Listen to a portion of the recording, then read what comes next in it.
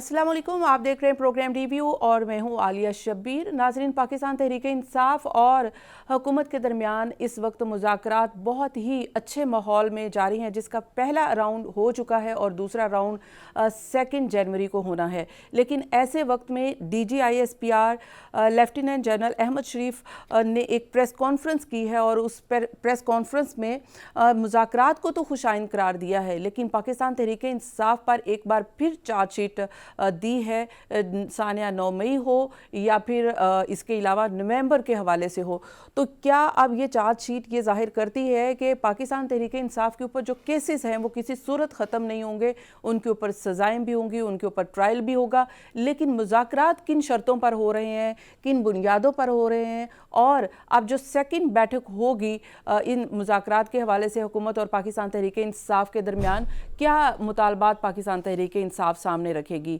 और बानी PTI ने भी डेडलाइन दे दी है कि अब ये मुज़ाकरात एक टाइम फ्रेम में होने चाहिए। तो क्या टाइम फ्रेम में कोई कंक्लूजन निकलेगा इन मुज़ाकरात का? आज का टॉपिक हमारा यही है। हमें ज्वाइन किया है senator general retired Abdul Qayyum साहब ने, जो कि PMLN के सीनियर रहनुमा है।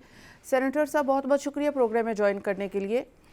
सबसे पहले तो DGISPR की जानिब से एक प्रेस ब्रीफिंग आई है और साथ साथ PTI के साथ हुकूमत के मुज़ाकरात भी जारी है।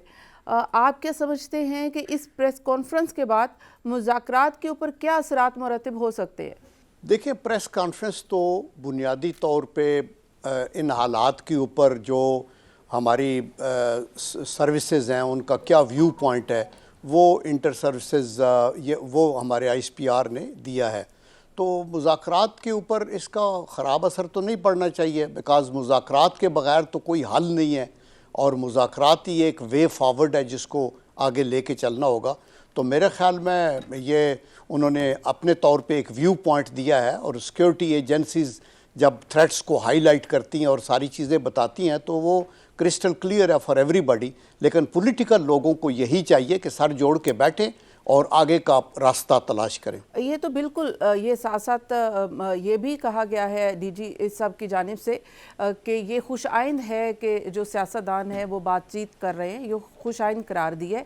लेकिन हमने देखा है कि राना सनाउल्लाह साहब हों या फिर PMLN के दीगर रहनुमा ये बात कहते रहे हैं कि मुज़ाकरात तमाम स्टेक होल्डर के रजामंदी से होंगे, यानी कि उसमें इस्टेब्लिशमेंट की भी रजामंदी शामिल होगी।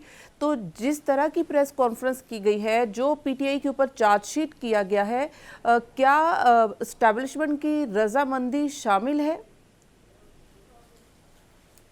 या देखिए, आपने खुद ही इसका जवाब दिया है ना कि DGISPR ने अपनी गुफ्तगू में यही कहा है कि मुज़ाकरात एक अच्छी बात है और मुज़ाकरात ही होने चाहिए। देखिए बीबी, आपके नाजरीन के लिए मैं यहाँ ये बताऊँ, एक वेस्टर्न मुफक्कर जो है ना, उसने ये कहा था कि it is not what happens to you that really matters but how you behave while it is happening. आज हमारे साथ जो कुछ हो रहा है वो तो हम हालत जंग में हैं। अभी हमें देखना है कि हमारा कंडक्ट उसमें क्या होगा, और उस कंडक्ट में फोरमोस्ट चीज़ ये है कि मुल्क के अंदर यकजहती हो, यगानगत हो, और हम ये एक्सटर्नल एनिमीज़ का मुकाबला करने के लिए हम तैयार करें। ये जो आपके टेररिज्म के अटैक हो रहे हैं, इनको आइसोलेशन में ना देखें, इसको लिंक करें कि वहाँ सीरिया में क्या हो रहा है, इजराइल की क्या इंटेंशंस हैं, आपकी मिसाइल की जो सैंक्शंस आपके ऊपर लग रही हैं वो किस तरह की हैं और उनका क्या मुद्दा है, उसका टाइमिंग क्या है। तो ये होलसम है और मेरे ख़्याल में हमारे जो सिक्योरिटी के अदारे हैं उनको इसका पूरा एहसास है और हुकूमत को भी है। तो that is why it is best के बैठ के मसाइल को अंदर भी हल किया जाए। जब आप मजबूत होंगे तो आप गुफ्तगू भी मजबूत करेंगे सफारती सतह पे, एंड सेकेंडली आप अफ़गानिस्तान के साथ भी पॉलिटिकली और डिप्लोमेटिकली इंगेज करें ताकि उनको भी बताया जाए कि ये हमें नाकाबिल कबूल है कि आपकी सरजमीन हमारे ख़िलाफ़ टेररिज्म के लिए इस्तेमाल होती है। तो ये सारी चीज़ें आई एम श्योर के जब ये मीटिंग्स होंगी तो इसको हाईलाइट किया जाएगा। जनरल साहब, जैसे कि आपने खुद कहा कि हमारे ऊपर सैंक्शंस का भी है, जो कि मिसाइल का मामला है, लेकिन इसके साथ साथ जो फ़ौजी अदालतों में फ़ैसले आए हैं इसका भी बहुत तनकीद की गई है बैनुल-अक़वामी सतह पर और इंसानी हकूक़ की तंजीमों ने। और ना सिर्फ फ़ौजी अदालतों के फ़ैसलों के हवाले से बल्कि अमेरिका में बहुत सारे जो सेनेटर्स हैं वो अब फ्री इमरान खान की मुहिम भी शुरू कर रहे हैं।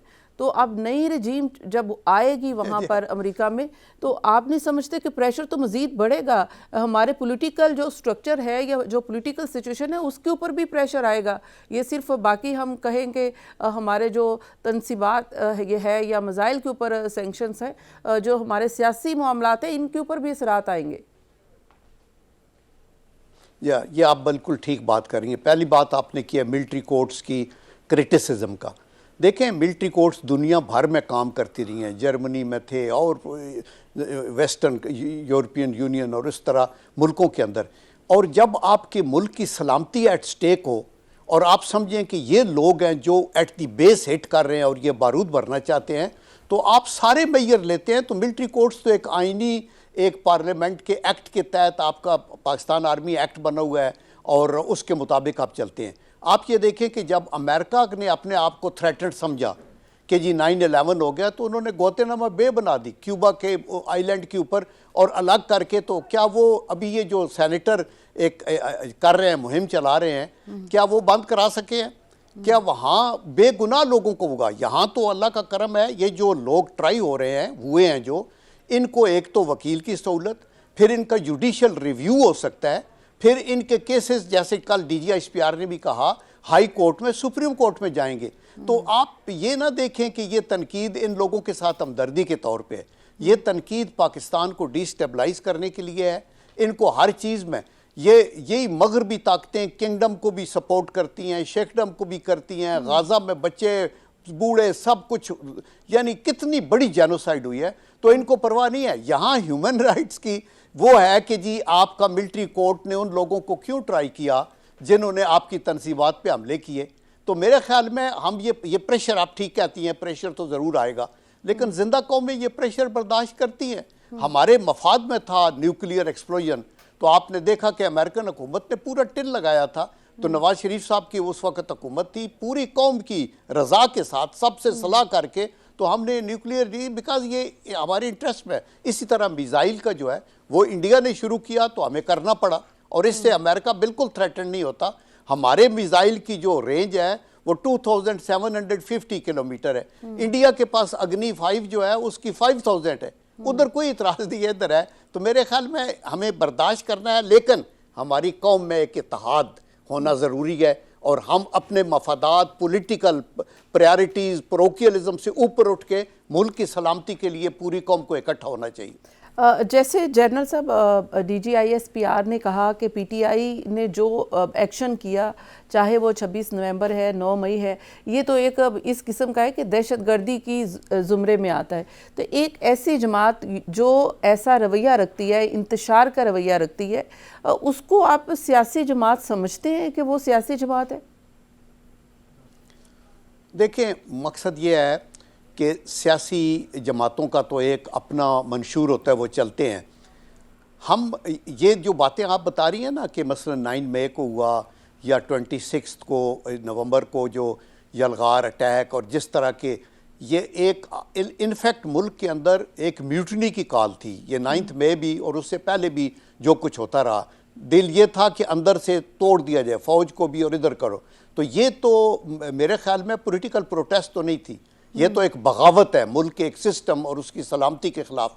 तो देयरफॉर आई थिंक कि government will have to see, ideally कोई भी पॉलिटिकल पार्टी की डिमाइस पॉलिटिकल फील्ड में ही होनी चाहिए जहां इलेक्शन में उसको हराया जाए और उसको बात। लेकिन जो लोग कानून को हाथ में लेते हैं और एक गलत गुमराह करके, सोशल मीडिया का गलत इस्तेमाल करके, जो फॉरेन बैक्ड है, यहूदियों और हनूद का पीछा पैसा है और वही नैरेटिव बना रहे हैं और इंटेलिजेंस ऐसे, तो फिर government will have to think कि कौन सी पार्टी को कितना राइट है कि वो मुल्क में, और उसके हदूदों को यूज ज़रूर होने चाहिए। अच्छा जनरल साहब, जो कुछ पाक फ़ौज के तर्जुमान ने कहा ये पॉलिटिकल गवर्नमेंट जो है वो उसको ऑन करती है, वो उससे मुत्तफिक है जो चार्जशीट उन्होंने पीटीआई के खिलाफ दी?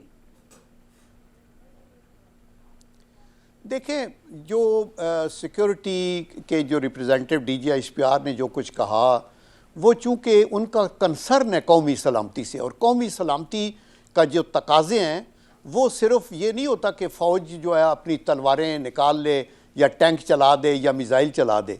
कौमी सलामती का अहाता मॉडर्न कॉन्सेप्ट में बहुत बड़ा है।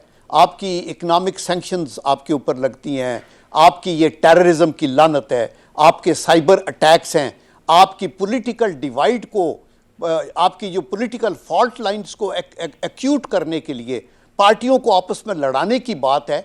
तो ये सारे कंसर्न जो हैं ये कौमी सलामती के कंसर्न हैं, और जो आर्म फोर्सेस हैं वो एक इम्पॉर्टेंट आर्गन है हुकूमत पाकिस्तान का, किसी भी मुल्क के अंदर ये होता है, और इसलिए उनका वो कंसर्न है जो बिल्कुल जायज़ कंसर्न है। And I think it needs to be addressed, और it should be addressed by through dialogue जो कि अभी शुरू हुए हैं। आई होप के वो जो हैं जो टीमें आगे हैं मुख्तसर सा मेरा क्वेश्चन ये था कि जो कुछ पाक फौज के तर्जुमान ने कहा और जो चार्जशीट पीटीआई के खिलाफ दी, ये सिविल हुकूमत, सियासी जमातें जो इस वक्त हुकूमत में है वो इस सब से इत्तफाक करती हैं और वो साथ खड़ी हैं पाक फौज के उस बयानिए के जो उन्होंने अपनी प्रेस कॉन्फ्रेंस में दी है।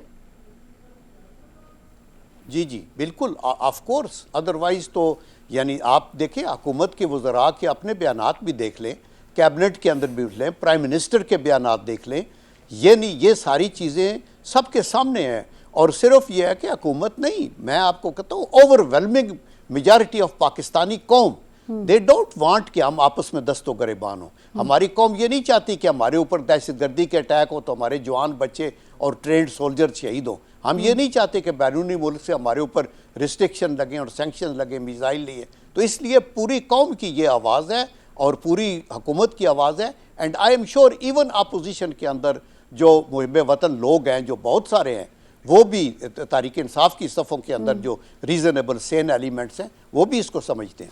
प्रोग्राम में शामिल करेंगे एक ब्रेक, कीप वॉचिंग।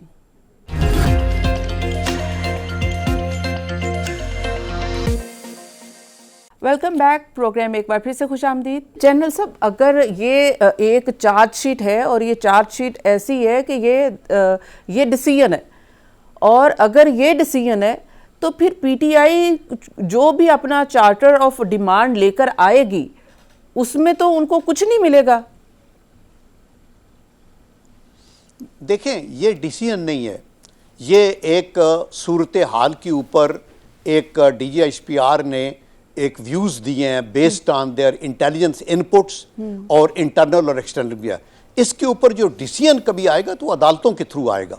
जब तक के कोर्ट्स आप अपना प्लीड करते रहें केस, इंटेलिजेंस इनपुट्स भी होती हैं, आपके वकला भी होते हैं, लेकिन डिसीजन जो है वो कोर्ट्स में आएगा। और फिर जिनके खिलाफ आता है डिसीजन, उनको ये भी राइट होता है कि वो अगली कोर्ट में आए, फिर अगली में सुप्रीम कोर्ट तक जाएं। और ये ड्यू जो लॉ प्रोसेस है, ये जब तक मुकम्मल ना हो तो हम किसी को ये मुजरम नहीं कह सकते, मुलज़िम आप ज़रूर कह सकते हैं। They have proven guilty, 9 May they have proven guilty, और वो तकरीबन 85 को सजाएं हो गई हैं, ये तो एक तय हो गया है।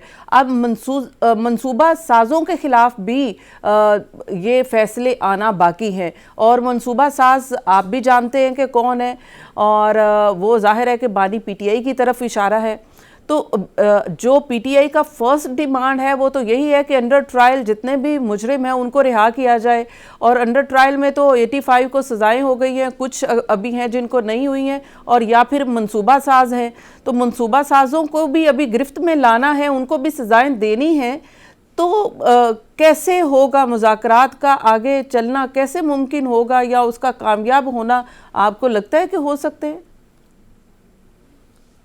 देखें, जिन लोगों को सज़ाएं हुई हैं, अनाउंस हो गई हैं, वो अभी अगली कोर्ट में जाएंगे, अपने रीज़न देंगे। अगर वो गिल्टी हैं तो सज़ाएं कन्फर्म होंगी, अगर नहीं हैं तो उनमें से कुछ लोगों की रिहाई होगी या सज़ाएं कम हो जाएंगी। इसी तरह जो एबेटर्स हैं उनके ऊपर भी काम हो रहा है, उनको पनिशमेंट ऐसे तो नहीं दी जा सकती जब तक कि आपके पास प्रूफ ना हो। तो आई एम श्योर कि हुकूमत के जो लोग इसके ऊपर काम कर रहे हैं और जो लोग जो जैग ब्रांच के या जो मिलिट्री इंटेलिजेंस है या सिविल इंटेलिजेंस है, वो सारे लोग काम कर रहे हैं, तो वो अपना डेटा इकट्ठा करके प्रूव करेंगे।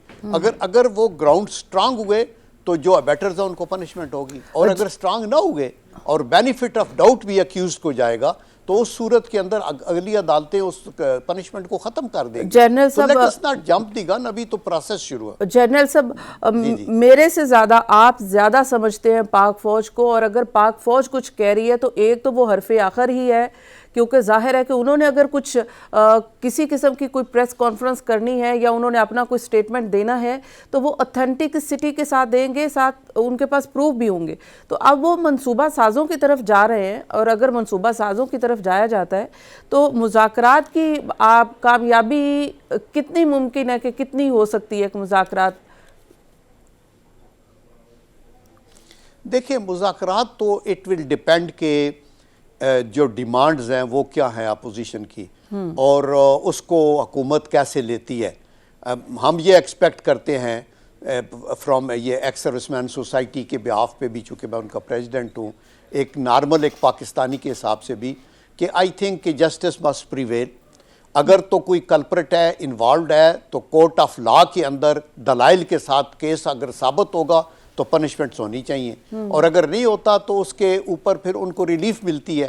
तो आई कैन अश्योर यू कि डायलॉग ही हल है। हाँ, टेंशन भी ज़्यादा होगी तो उसको डिफ्यूज़ करने का हल डायलॉग के अंदर ही है। आपस में मिल के बैठें तो मुज़ाकरात चलते रहेंगे। और अगर आर्म फोर्सेस की DGSPR ने जो कुछ कह दिया वो हरफ आखिर नहीं है।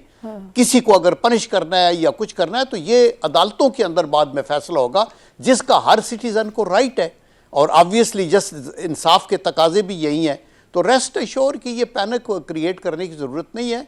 ये एक प्रोसेस चल रहा है, चूँकि अनप्रेसिडेंटेड अटैक हुए हैं आर्म फोर्सेस की इंस्टॉलेशन पे, और एक म्यूटिनी की कॉल भी दी गई है। बाहर से बैठ के भी वो शहबाज गिल जैसे लोग आर्डर ना माने, ये ना करें, वो ना करें। अगर if the country turns a blind I towards this type of an attempt, तो कल तक फिर और आप एक आपके सबसे स्ट्रांग इंस्टीट्यूशन जो कि कम्बैट वर्दीनेस के अंदर अपनी मिसाल नहीं रखता, जो बहादुर है, जो जिसमें जज्बा इसार है, उसके अंदर आप दरारें डालेंगे तो फिर आप मतलब है उसके पनिशमेंट फ्री तो नहीं जा सकते। अच्छा जनरल साहब, जैसे कि चार्टर ऑफ डिमांड की आप बात कर रहे हैं कि वो जब आएंगी तो देखेंगे, चार्टर ऑफ डिमांड में तो वैसे ओपन ही है, और इससे पहले बानी PTI भी कह चुके हैं कि चार्टर ऑफ डिमांड में एक तो ये है कि अंडर ट्रायल जो उनके मुजरिम है उनको रिहा किया जाए, इंक्लूडिंग हिम। क्या उनकी रिहाई मुमकिन है? दूसरा जुडिशल कमीशन है। इससे पहले जाहिर है कि जब मुज़ाकरात शुरू किए हैं पहली नशिस्त के वक्त से ही हुकूमत ने खुद से कुछ ना कुछ अपना माइंड मेकअप किया होगा कि ये वाले मुज़ाकरात माने जा सकते हैं। आपको क्या लगता है कि अंडर ट्रायल मुजरिमों की रिहाई मुमकिन है और जुडिशल कमीशन बनाने के ऊपर हुकूमत इत्तफाक कर सकती है? देखिए, जो अंडर ट्रायल मुलज़म हैं, अगर उनके ख़िलाफ़ कोई एविडेंस नहीं है या वीक एविडेंस है, तो उसके ऊपर आई एम श्योर हुकूमत कैन रिकन्सिडर के जी हम इसको परसू नहीं करते। देखिए, किसी को छुड़ाने की मसला वो अदालतों के थ्रू ही होगा। वो खा इमरान खान साहब के अपने केसेस हैं, वो $190 मिलियन का मसला है, दूसरा तीसरा है। अगर उसकी बेसिस नहीं है, मैं तो लॉ एक्सपर्ट नहीं हूँ, ना आप हैं, लेकिन हम ये देखते हैं कि ये रिहाई ये नहीं होगी कि कैबिनेट फैसला करे कि इनको बाहर कर दें या अंदर कर दें। वो तो अदालतों के पास अगर एक दफ़ा केस चला गया है तो वो अदालतें उसका फैसला करेंगी। और बहसियत कौम, आप और मैं, हम दुआ गो हैं कि अल्लाह ताला करे सबको इंसाफ मिले, किसी को पॉलिटिकली विक्टिमाइज ना किया जाए। लेकिन जो मुजरम है उनको एहतसाब अगर नहीं होगा मुल्क के अंदर तो कोई अदारा भी नहीं चल सकता। और तो दूसरा आपका जुडिशल कमीशन बनाना है, हुकूमत को सोचना है। जी, जुडिशल कमीशन का मैं ये कह रहा हूँ कि ये हुकूमत ही इसको कंसिडर कर सकती है ना। मेरी अपनी पर्सनल राय तो ये है कि जुडिशल कमीशन बनता है to establish who is at fault and who is not. उसके बाद बेस्ड ऑन दैट कोर्ट्स में केसेस जाते हैं। तो ये तो केसेस ऑलरेडी कोर्ट्स में चले गए हैं, अदालतों के अंदर हैं, जो ज़्यादा जुडिशल कमीशन से ज़्यादा पोटेंट फॉर्मल, और वही फैसला भी कर सकते हैं। और अदालतों के भी टीयर्स हैं, एक अदालत है, आगे ये मिलिट्री कोर्ट्स का है, इसके बाद हाई कोर्ट है, इसके बाद सुप्रीम कोर्ट है। तो मेरे ख्याल है इस छननी से छान के निकलेगा तो अल्लाह के करम से इंसाफ होगा और इंसाफ ही होना चाहिए। अच्छा जनरल साहब, लास्ट क्वेश्चन ये है कि जो मुज़ाकराती टीम है वो बानी पीटीआई से मिली है और बानी पीटीआई ने ये कहा है कि ये कंक्लूड हो जाना चाहिए, ये जो भी मुज़ाकरात हैं उसका जो भी नतीजा है वो 30 जनवरी तक कंक्लूड हो जाना चाहिए। तो आपको क्या लगता है कि ये इतने कम टाइम फ्रेम में कंक्लूड हो सकता है और किसी नतीजे तक पहुँच सकता है?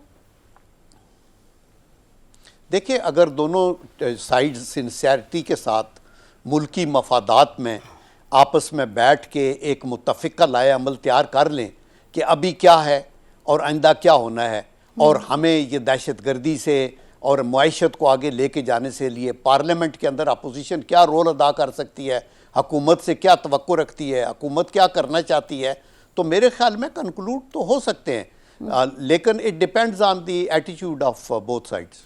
राइट जनरल साहब, शॉर्टली कमेंट कर दीजिएगा कि बार बार ये कहा जा रहा है, कहीं से कॉन्स्पिरेसी आ रही है कि जी अब बानी पीटीआई की रिहाई की तय हो चुका है, बस अब इसके ऊपर टर्म्स एंड कंडीशंस हैं, वो कहाँ जाएंगे, कैसे रहेंगे, क्या वाकई तय हो चुका है कि अब उनको रिहा किया जाएगा?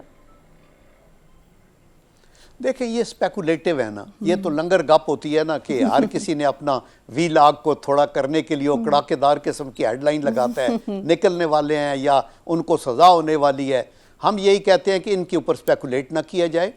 अगर उनकी बैठ के तो अदालत से कोई फैसला होता है तो उसके मुताबिक चलेंगे। उनकी ज़मानत होती है, वो भी अदालत ने करनी है, फैसला भी करना है, अदालत ने करना है। तो मेरे ख्याल में मुज़ाकरात में पॉलिटिकल लोग जब सर जोड़ के बैठते हैं ना तो बहुत सी चीज़ों का हल निकाल लेते हैं, because it is in nobody's interest. बहुत बहुत शुक्रिया जनरल साहब, शुक्रिया। जनरल रिटायर्ड अब्दुल क़य्यूम साहब हमारे साथ थे, सीनियर रहनुमा मुस्लिम लीग नून है, लेकिन वो एक बात कर रहे थे कि मुज़ाकरात ही वे फॉरवर्ड है और मुज़ाकरात से ही मसाइल का हल निकलेगा, और पुरुमीन है, लेकिन पुरुमीन तो हैं, लेकिन वो मुतालबात जो पीटीआई चाहती है उनकी पेश गोई नहीं कर सकते कि वो हल हो सकते हैं या नहीं है। तो फिर उसका नतीजा भी आप सोच सकते हैं कि क्या होगा। यहाँ पे शामिल करेंगे एक ब्रेक, कीप वॉचिंग।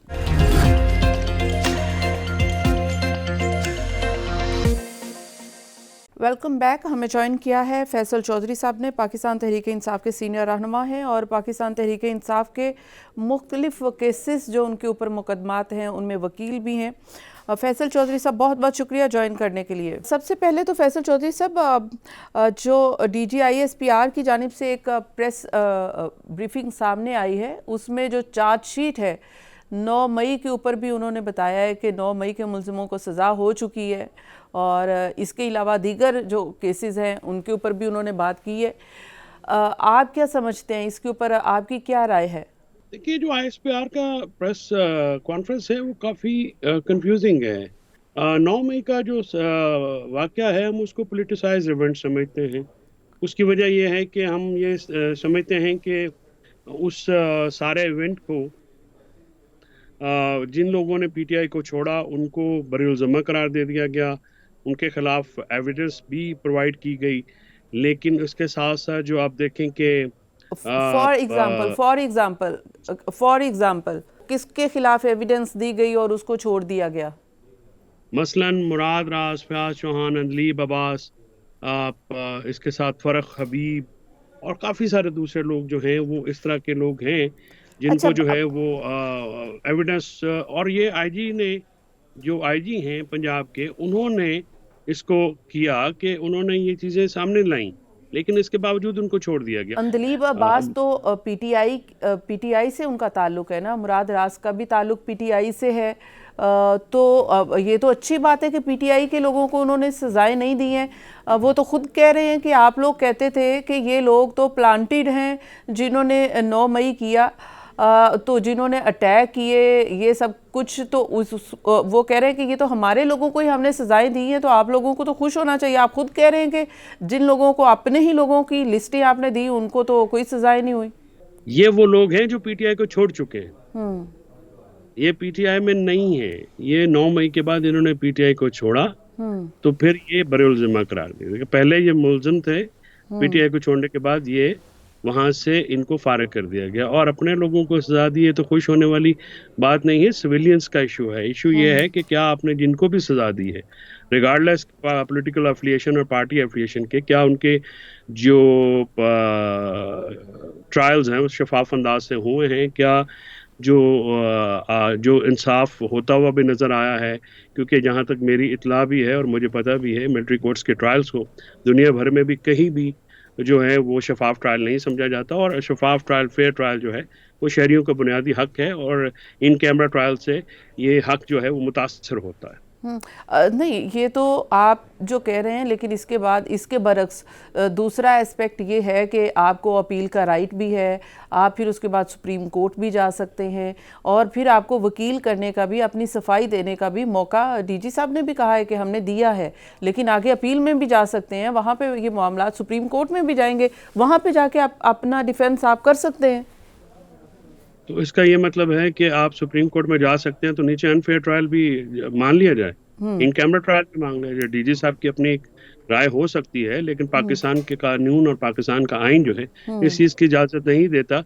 डीजी साहब भी उसी आइन और कानून के पाबंद है, और मैं भी और आप भी। अब ये है कि चले जो 85 लोगों को सजाएं हो गई हैं, वो तो सजाएं हो गई हैं, अब मंसूबा साजों के गिर घेरा तंग होना है, अब मंसूबा साजों को सजाएं होनी है। तो 1.5 साल हो गया मंसूबा साज ना मिले हैं, ना उनके कोई नाम है ना पते हैं, पॉलिटिकल रिटोरिक चल रहा है, जो जिसके दिल में आता है कह देते हैं। क्या मनसूबा साजों के नाम सबसे पहले नहीं आने चाहिए था? और मनसूबा साजों के बगैर आपने जो टूल्स हैं उनको आपने सजा दे दी, तो और मनसूबा साजों का आपको पता नहीं है। तो ये इटसेल्फ बहुत बड़ा फ्लॉ है इस ट्रायल में, कि आपको यही नहीं पता कि एक्चुअली जो है वो कॉन्स्पिरेसी या बेटमेंट की किसने, और जो आपने सबूत अदालतों में दिए हैं वो तो नाकाफी हैं। वो तो जिस तरह से जबरदूस करके तहरीक इंसाफ के खिलाफ, तहरीक इंसाफ और उनकी लीडरशिप इमरान खान के खिलाफ एक वन साइडेड फैसले जाते हैं, वही हो रहे हैं। कोई शफाफ ट्रायल तो यहाँ पे भी नहीं हो रहा। 9 मई के जितने भी लोग जिनका ताल्लुक पाकिस्तान तहरीक इंसाफ से है, क्या उसकी प्रोसिक्यूशन की गई है पीटीआई की जानिब से? प्रोसिक्यूशन तो पीटीआई की जानिब से, उनके अपने वकला हैं। पीटीआई के कौन लोग हैं जिनको आप कह रही हैं कि उनकी प्रोसिक्यूशन जो है वो होनी चाहिए थी? कोई नाम लीजिए। नहीं, 85 लोग जिनको सजाएं हुई हैं वो सारे पीटीआई के हैं। वो सारे पीटीआई के हैं। आपको किसने कहा?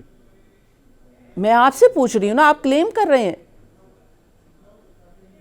पीटीआई के उसमें कितने हैं? एहसान न्याजी हैं हमारे, हाँ हाँ, वो बिल्कुल ट्रायल में हुआ है, लोग पेश भी हुए हैं, और ज़्यादा मिलिट्री कोर्ट के जो लोग थे, प्राइवेट लोग भी थे, उन्होंने अपने वकला किए हैं उसमें। लेकिन ये बात पीटीआई या नॉन पीटीआई की नहीं है। मैं बार बार अर्ज ये करना चाह रहा हूँ कि शहरियों का मामला है, शहरी हकूक का मामला है, बुनियादी आइनी हकूक का मामला है। देखिए सर, या तो आप एक केस रखें ना, या आप रखें कि सिर्फ और सिर्फ ये शहरियों का मामला है, या फिर पीटीआई का केस रखें। अगर तो शहरियों का मामला है, शहरी नहीं है पाकिस्तानी। नहीं, क्या एग्जैक्टली की शहरियत से ही आप उनको जो है वो फारिग कर रहे हैं? नहीं, मेरा आपसे कहने का मतलब ये है कि आप पीटीआई का केस लड़ रहे हैं ना, तो आप फिर पीटीआई के लोगों की ही बात करें। अगर आप 9 मई के आप कह रहे हैं कि मुल्जिमों की बात कर रहे हैं, ये आप बाइफरकेशन नहीं कर सकती। मेरे लिए कोई शहरी पाकिस्तान का, पाकिस्तान तहरीक इंसाफ का हो, वो नून लीग का हो, अकलियत से हो, किसी भी रेस से हो, किसी भी एथनिसिटी से बिलोंग करता हो, मेरे लिए पाकिस्तान के शहरी वो इम्पोर्टेंट हैं, चाहे वो जिस मर्जी रेस, कलर, क्रीड, रेस के हों।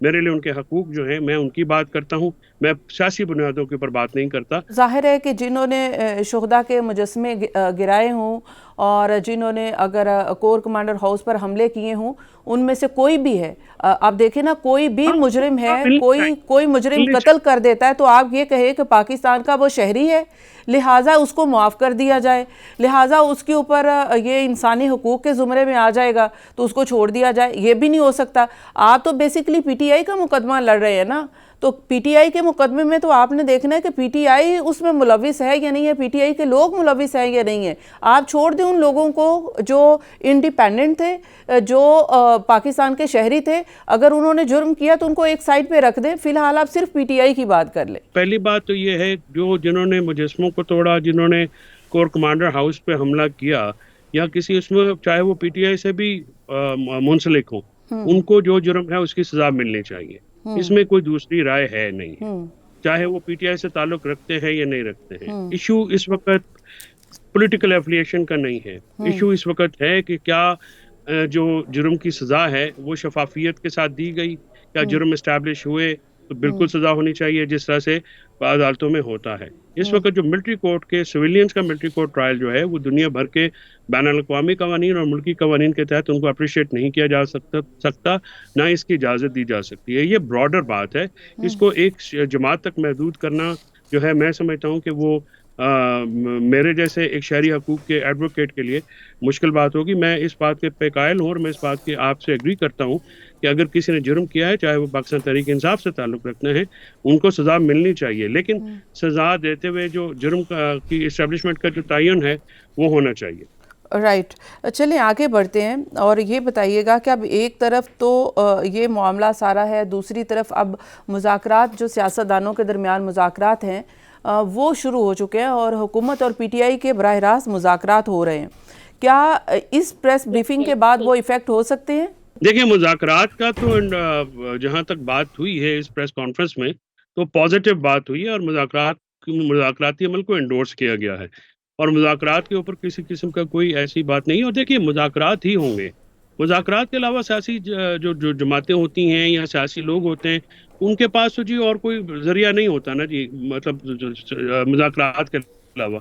हम कोई बंदूक बरदार तो है नहीं, ना मिलिटेंट्स हैं, जो ये समझते हैं कि हम उठ के जो है वो पहाड़ों पे तो नहीं चढ़ सकते। हमने तो गुफ्तगू करनी है, जो गुफ्तगू हुकूमत हमारे साथ करना चाहती है, हम वो भी कर रहे हैं, कोई और भी जो बात है वो भी कर रहे हैं। तो ये मुज़ाकरात के अमल के ऊपर हम नहीं इसको असरअंदाज समझते, ना सज़ाओं को, ना इसको। लेकिन जो प्रिंसिपल बात है, जो इस तरह से टीटीपी या तालिबान के बारे में बात की, वो फैक्चुअली इनकरेक्ट है।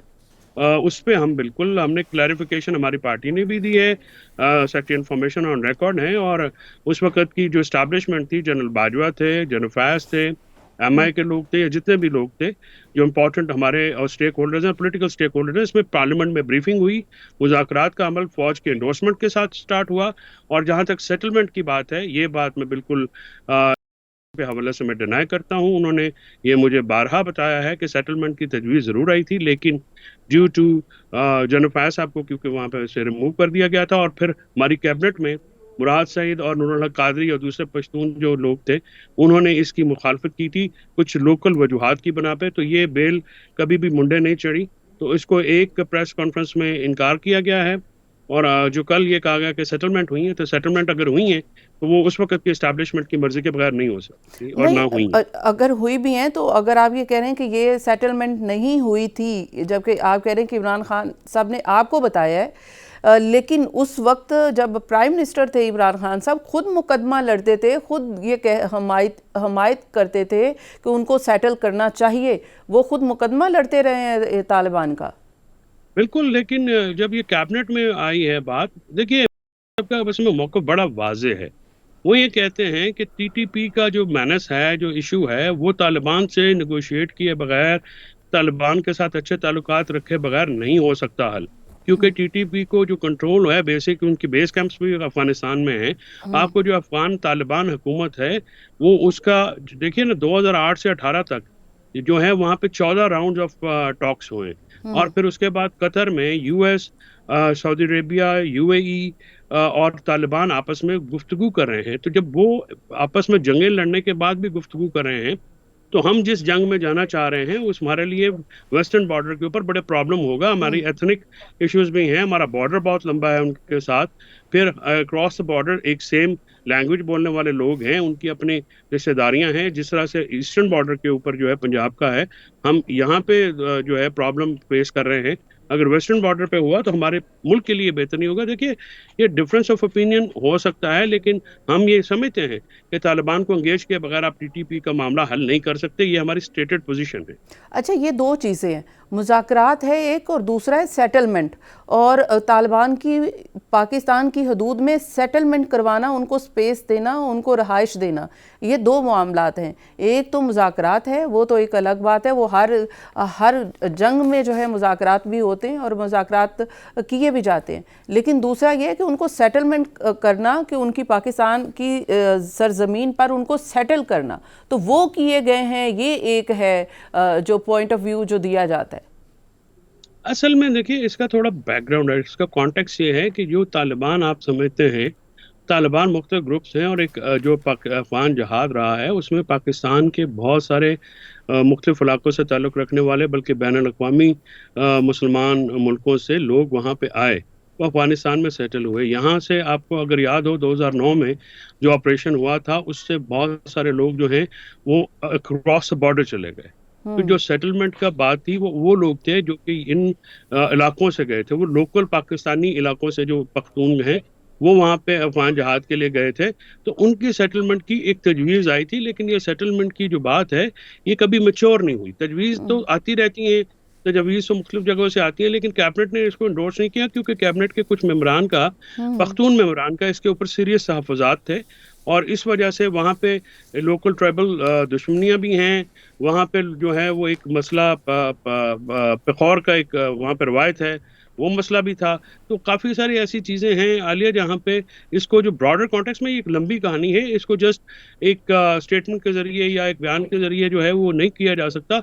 उसके लिए तो मेरे ख़्याल में मुझे आपके साथ एक डिटेल प्रोग्राम करना जी पड़ेगा कि क्या था और किस तरह से हुआ, उस वक़्त के लोग कौन थे जो शामिल थे, उन लोगों को भी मैं आपको बता सकता हूँ। तो ये चीज़ें जो है ना, these are not as casual as we are sort of pretending. ऐसे नहीं है ये काफ़ी क्योंकि देखिए ना, 1980 से लेके अभी तक पाकिस्तान का तालिबान के साथ एक कांस्टेंट ताल्लुक रहा है। वो एंटी करज़ई हुकूमत हो या पहले जो है वो एंटी रशियन वॉर हो, ये इस तरह की चीज़ें चलती रही हैं। और पाकिस्तान ने, अगर आपको याद हो, तो मुल्ला उमर की जो हुकूमत थी, वो वाहिद वो जब पाकिस्तान वाहिद मुल्क था जिसने वो तस्लीम की थी 9/11 से पहले। 9/11 का वाक़या हुआ तो 9/11 के बाद इंटरनेशनल सिनेरियो चेंज हो गए, फिर जी ऑब्वियसली ठीक है। हमारा लोकल जो है सिनेरियो भी यस, बदल गए। इट्स पार्ट ऑफ हिस्ट्री का सब जानते हैं कि लेट्स मूव फॉरवर्ड। जाहिर है कि हमारे पास टाइम कम है और मैं चाहती हूँ कि आपके कीमती वक्त में वो चीज़ें डिस्कस की जाएं। जाहिर है कि जो कि आवाम के लिए जानना ज़्यादा ज़रूरी है। आप क्योंकि मुख्तलिफ़ केसेस में वकील भी हैं और आप अपनी कानूनी राय भी देते हैं बानी पीटीआई को, इस वक्त कितने केसेस हैं जो बानी पीटीआई को जिनके फैसले आने वाले हैं? ख़ासकर 90 मिलियन पाउंड का केस का फैसला अभी महफूज है, वो मौखर हो गया, उसको सुनाया जाना है। क्या तवक्कुआत हैं उसके ऊपर के सज़ा कितनी हो सकती है? कुछ तो ये कहा जा रहा था कि बहुत कोई लंबी सज़ा होने जा रही है। अल-कादर ट्रस्ट का केस है जिसमें पाकिस्तान में 190 मिलियन पाउंड की खतीर रकम जो है वो लाई गई थी, और उसमें प्रोसिक्यूशन का जो एविडेंस हमारे सामने आया है वो इतना स्ट्रांग है कि हमने अपने डिफेंस में विटनेसेस भी पेश नहीं किए। हम वहाँ पे जो प्रोसिक्यूशन का एविडेंस है उसमें 3 जो बेसिक एलिमेंट हैं जो नैब के मुकदमात को प्रूव करने के लिए बड़े ज़रूरी होते हैं, वो वालिया होता है मॉनेटरी गेन, फाइनेंशियल लॉस या क्राइम प्रोसीड्स। ये तीनों चीज़ें जो हैं वहाँ पे साबित नहीं हो सकी हैं। मतलब जो गवर्नमेंट ऑफ पाकिस्तान है, कभी मलिक रियाज और एनसीए की जो ये बुनियादी तौर पे डील हुई थी हसन नवाज शरीफ की और अली रियाज की, वो प्रॉपर्टी महंगे दामों बेची गई, तो वहाँ पे एनसीए ने उसकी तहकीकात का आगाज़ किया कि ये क्यों बेची गई। तो फिर अली रियाज जो अपने फंड्स की जो है वो अपना नहीं कर सके, जस्टिफाई नहीं कर सके, तो वो पैसे कभी पाकिस्तानी हुकूमत के थे नहीं, ये अभी कहीं भी साबित नहीं हुआ है। प्रोपगेशन ज़रूर की जाती है, this money belong to Malik Riyaz साहब, और वहाँ से आने के लिए कैबिनेट अप्रूवल की ज़रूरत थी, तो वो जो वहाँ पे आई, और पाकिस्तानी हुकूमत ने अभी तक उसमें 20 से 24 अरब रुपया मुनाफा भी कमा लिया है। So it's a public gain का केस है, ये फाइनेंशियल एक्सचेकर में लॉस का केस नहीं है। सो हमारा ये बिलीफ है कि प्रोसिक्यूशन एविडेंस के अगर ऊपर ऐसा ही गुटलू का था केस तो है। अगर ऐसा ही था तो कैबिनेट से अप्रूवल की ज़रूरत क्या थी? और अगर कैबिनेट से अप्रूवल की ज़रूरत थी तो फिर साथ ये भी बता दीजिए कि वो बंद इन्वेलप में क्यों ली गई, वो फिर कैबिनेट को क्यों नहीं दी गई पढ़ने के लिए? ये तो कैबिनेट मेंबर ने आप बता दिया है ना कि हमारे से तो बंद इन्वेलप में अप्रूवल ली गई है। अच्छा, इसमें 2 ओपिनियन हैं। पहली बात तो ये है कि जो कैबिनेट से अप्रूवल इसलिए ली गई थी कि वो जो एनसीए है वो कंट्री ऑफ ओरिजिन जिस शख्स का हो, पैसे वहाँ पे जाते हैं। अकाउंट उनका हो सकता है, लेकिन जो पैसे भी आए हैं वो मलिक रियाज के अकाउंट से आए हैं। So cabinet approval was not to NCA. Malik Riyaz के जो पैसे वापस आने थे, मलिक रियाज उनके वो अप्रूवल हुई थी, और वो ज़रूरी है एनसीए के जो नेशनल क्राइम एजेंसी की अपने लॉज के मुताबिक।